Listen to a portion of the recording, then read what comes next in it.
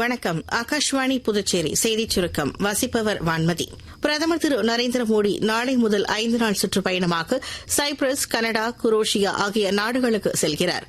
Cyprus அதிபர் திரு Nikos கிறிஸ்டாடோஸ்லின் அழைப்பை ஏற்று அங்கு செல்லும் பிரதமர் அந்நாட்டு அதிகாரிகள் மற்றும் வணிக தலைவர்களுடன் பேச்சுவார்த்தை நடத்தவுள்ளார்.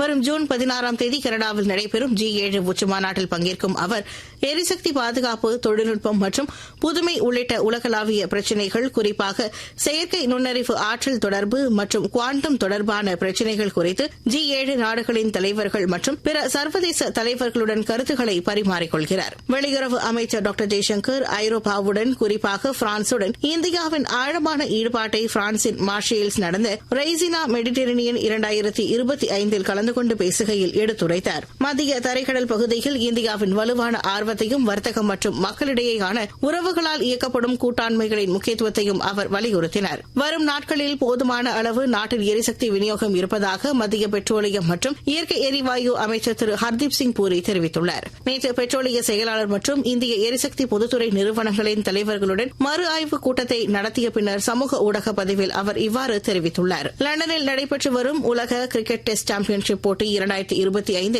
இறுதி ஆட்டத்தில் ஆஸ்திரேலியாவுக்கு எதிரான ஆட்டத்தில் 27 ஆண்டுகளுக்கு பிறகு ICC கோப்பையை வெல்லும் முயற்சியில் தென்னாப்பிரிக்கா அணி விளையாடுகிறது. இத்துடன் இந்த செய்திச் சுருக்கம் நிறைவு பெறுகிறது.